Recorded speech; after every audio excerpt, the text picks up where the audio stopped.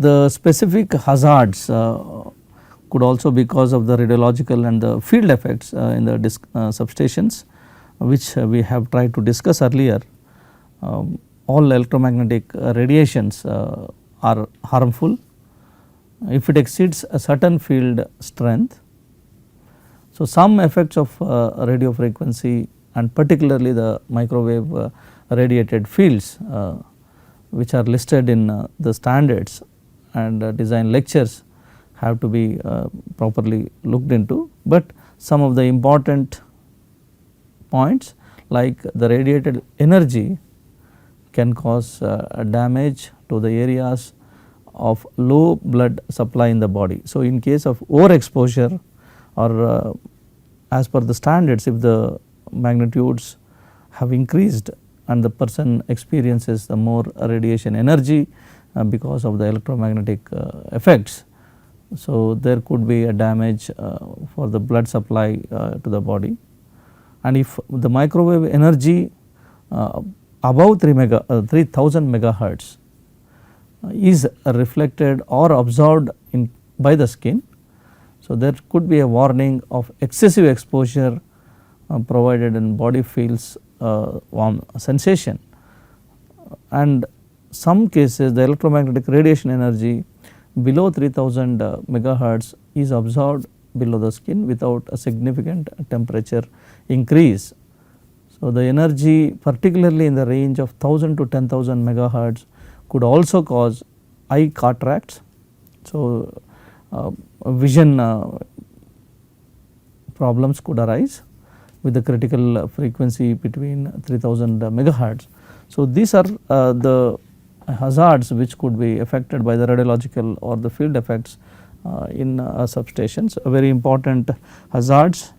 So, what are the precautions have to be taken by the personnel working in the substation or in the electrical utilities?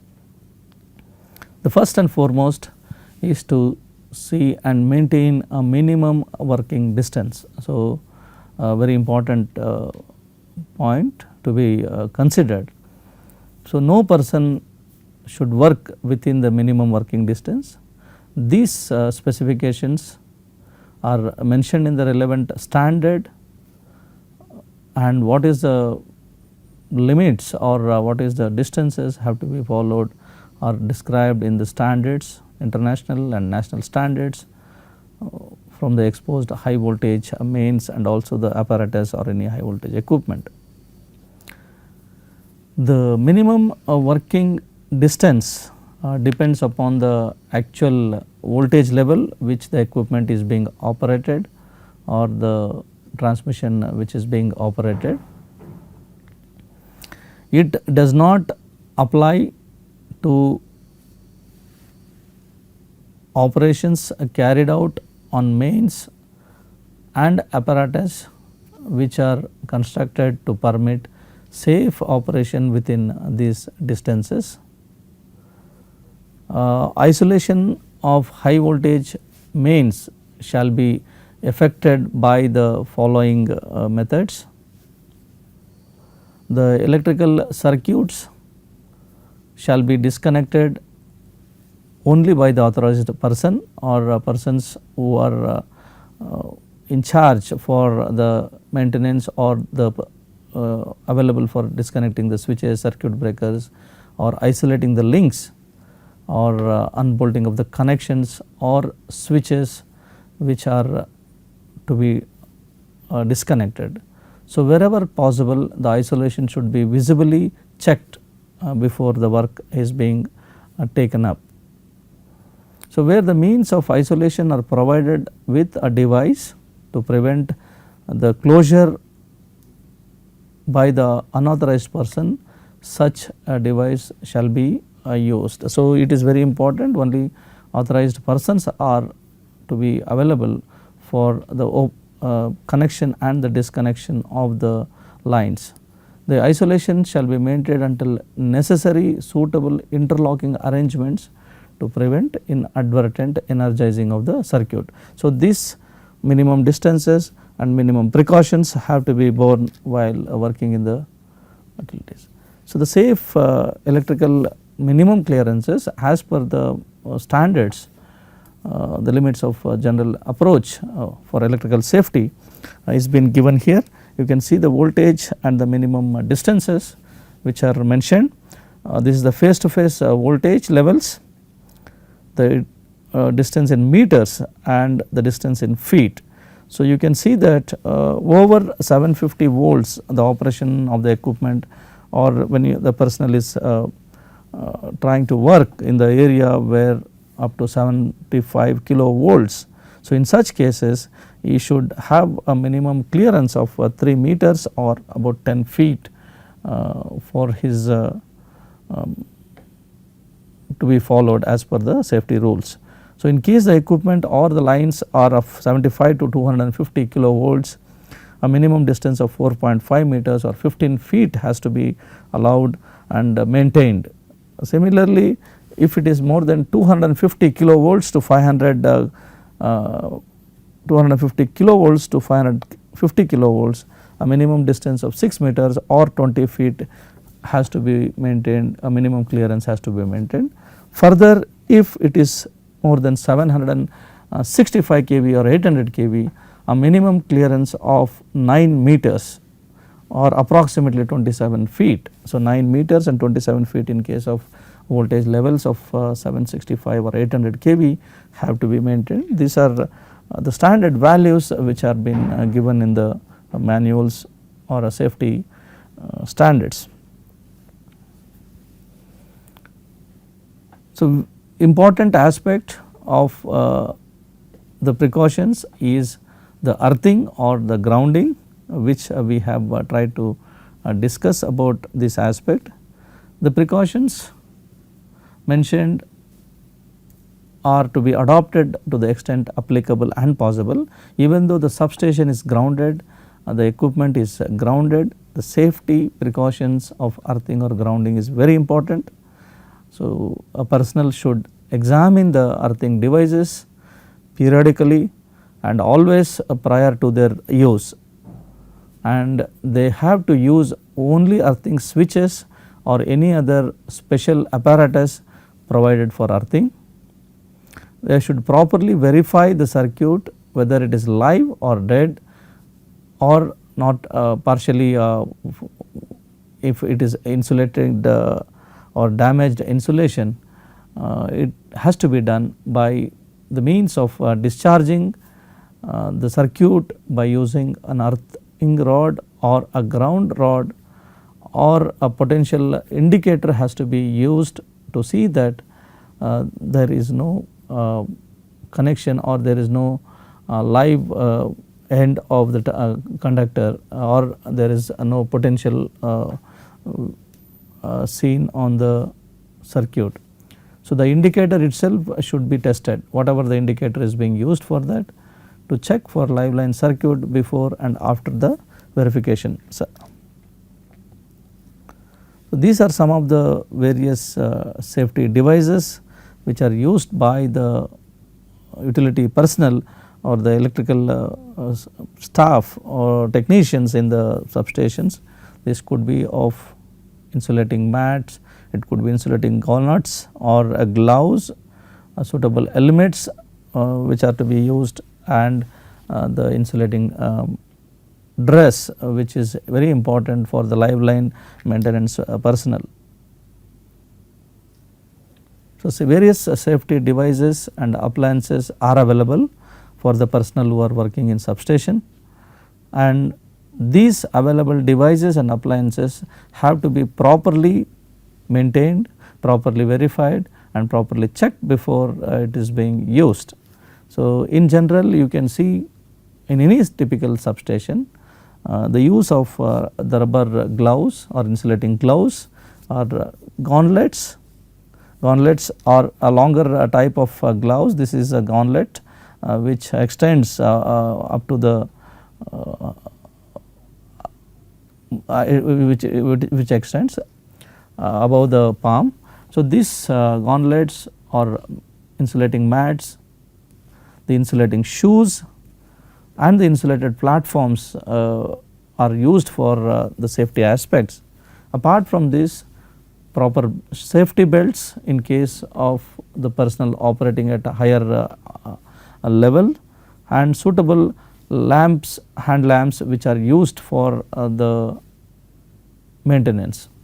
So, there could be tower wagons and other specially insulated devices which could be used whenever required for the maintenance or working on the electrical equipment and apparatus as a precaution against accidental electrical shock. So, several of these devices or appliances are being used. Apart from that, several tools which are insulated with brittle material or otherwise liable to have its insulation damaged when in use shall also be used very carefully. In case of the insulation has been damaged for the tools which are being used, these tools should not be used if it is noticed that the insulation of these tools have been damaged. So, the person or the engineer in charge of the work should ensure a proper maintenance and use of the safety equipment in the substation or in the utility, particularly attending the electrical maintenance works. So, as mentioned earlier, the devices have to be verified for the durability, proper care has to be taken, proper storage has to be done. So, example, in case of rubber devices, we know that the rubber perishes rapidly, particularly in tropical climate. So, utmost care has to be exercised in seeing that these rubber gloves or gauntlets, mats, shoes and other safety devices have to be properly checked for the insulation which these are being used by the employees for particularly working on a live line apparatus or live apparatus, very important. So, care of this rubber gloves have to be properly taken care, so that no person should put his gloves into his coat or a trouser pocket along with the tools. It has to be properly maintained separately. So, after the rubber gloves or gauntlets are used, they have been in use, they should be carefully cleaned and stored in a suitable container. The foldings should not be done and they should not damage this, which could create a shock when in case it loses the insulating properties for the personnel who are working on live apparatus. So, these have to be properly tested at regular intervals. Special mention about the maintenance of these gloves is being given in the manual of the instructions to the personnel at the substation. So, at a regular period before the person uses this rubber gloves or gauntlets to start, it is his duty to check each one in case for the cut there are cracks or weak spots by rolling it tightly, beginning at the gauntlets, and also notice if any air escapes, that is for to verify if there is a leak in the gloves or the gauntlets. If which shows a visible cuts or cracks, this should not be used and it should be returned and a new pair to be obtained and used for the job. Sometimes the visual lamp may be required to determine the condition of gauntlets or gloves. So, several methods are being used to check the proper functioning of this gloves or there is no damage to the gloves. So, every pair of this rubber gloves shall be carefully examined on each occasion before and after the work by the person in charge to ensure safety of the workman, very important, and these should be tested for the leakage current or the potential at frequent intervals in accordance with the mentioned IS or International Electrochemical Technical Standards, IEC standards. So, safety practices, very important aspect in any electrical network. It is very important that certain elementary safety practices are followed. The details of such practices are adopted by the use of the necessary equipment which could help. This could be to extinguish the fire, fire extinguishers in case of any event of fire on electrical mains or apparatus. The affected parts should immediately be isolated completely from its source of supply of electrical energy. These fire extinguishers, which are mainly not insulated, should never be employed in fighting fires, particularly near the exposed live conductors. Only such extinguishers should be used on the electrical mains and apparatus which are suitably marked for this purpose. Also, during the use of the fire hose, it should be ensured that the jet of water does not come in contact with the live conductors. So, this again could electrocute the personnel who is operating the fire hose. So, it is dangerous always, and important point to know that it is dangerous to throw a stream of water, a wet blanket or a stream from ordinary soda acid type extinguisher on live mains or apparatus, because the person who this extinguisher is being used could be electrocuted because of the activity which it does. So, the carbon dioxide or a carbon tetrachloride and other special type of extinguishers are available. Sand or any blanket may be used on live conductors and the static apparatus. So, last important is the lighting. Lighting should be adequate, very important. Inadequate lighting of working areas by itself is source of danger. So, particularly work is undertaken or maintenance work is undertaken even in the darkness. So, adequate lighting should be ensured to the working personnel so that the appropriate work is being done and necessary connections are being made. So, therefore, it is not advisable to allow any work in the darkness or ambient, dark ambient or where there is a poor illumination or ill ventilated places. So, a schedule of values and safe and adequate illumination is described in the standards both in Indian standard IS and International Electro Technical Commission standards IEC. So, several standards, several rules and the details of the lighting requirements are specified in the standards. So, the training to these personnel who are working in the substation or the utilities is very important. So, proper procedure pertaining to the safety aspect. In addition, the instructions about the hazards of electrical contacts or the hazards of electricity, the training to all the employees at the work and electrical installation is very important. So, all the personnel should be trained using the first aid, the firefighting equipment, the use of warning signals, guards and other protective devices for the safe operational procedures. So, necessary training program should be conducted, which should consist of not merely generalization and indefinite recommendations.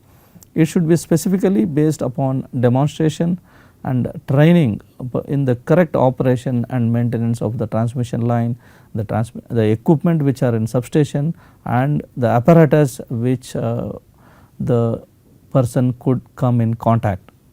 So, the supervision should be done by the supervising officers, should maintain a very close activity on the operations and maintenance works and see that any defective or damaged or careless handling of the equipment should not be permitted in the site. Under no circumstances should deviation from the safe practices should be tolerated, as this could result in unnecessary hazards and danger to the workman or the apparatus which it is being used.